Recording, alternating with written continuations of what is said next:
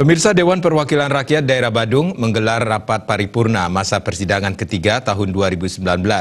Pada rapat paripurna disahkan rancangan anggaran pendapatan belanja daerah tahun 2020 dan ditetapkan pendapatan sebesar 6,3 triliun rupiah lebih, terdiri dari pendapatan asli daerah 5,3 triliun lebih serta pendapatan lain yang sah.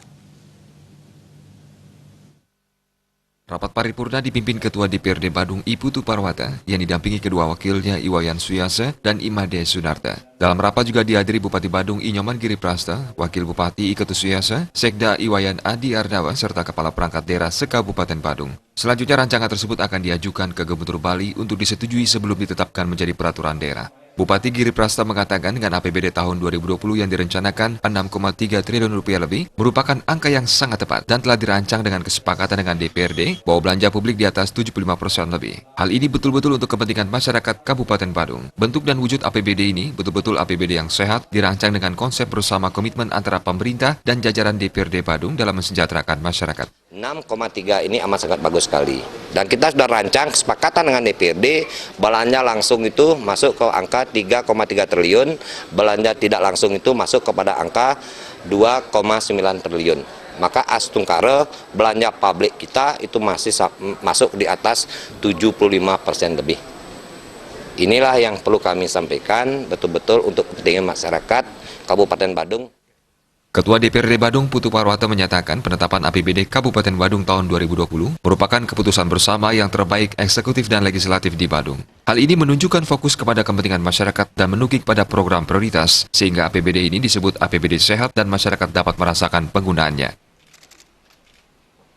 Jadi ini artinya kita tidak ingin mengangan-angani dengan PAD yang tinggi, dengan asumsi yang tinggi, tapi realitasnya tidak sama. Karena itu dari apa yang dilakukan rancangan dan tetapkan dan kita sepakati bersama-sama dengan pemerintah, maka ini lebih fokus kepada kepentingan masyarakat dan menukik kepada program-program yang betul prioritas. Sehingga APBD belanja yang 3,5 triliun itu murni untuk hal-hal yang mandatori, yang efektif, efisien pelayanannya, dan ini yang kita arahkan. Hal senada disampaikan Koordinator Badan Anggaran DPRD Badung sekaligus Wakil Ketua DPRD Badung Imade Sunarta yang menyatakan terwujudnya APBD Badung tahun 2020 yang sehat tak lepas dari usulan fraksi Badung Gede atau Gerindra Demokrat yang disampaikan pada pemandangan umum beberapa waktu lalu, yakni belanja harus mengikuti pendapatan, walaupun target adalah estimasi, namun harus realistis.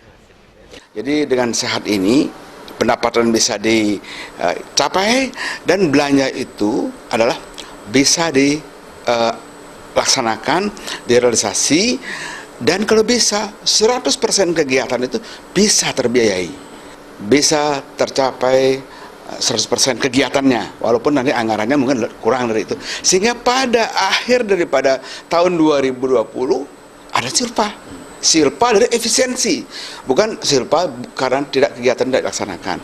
Nah, jadi dua hal itu dapat dilaksanakan dengan baik.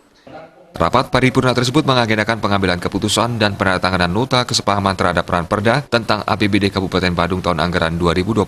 Di antaranya, Ranperda tentang perubahan kedua atas Peraturan Daerah Nomor 13 Tahun 2016 tentang RPJMD Semesta Berencana Kabupaten Badung tahun 2016-2021. Ranperda tentang perubahan atas Peraturan Daerah Nomor 14 Tahun 2011 tentang pajak parkir.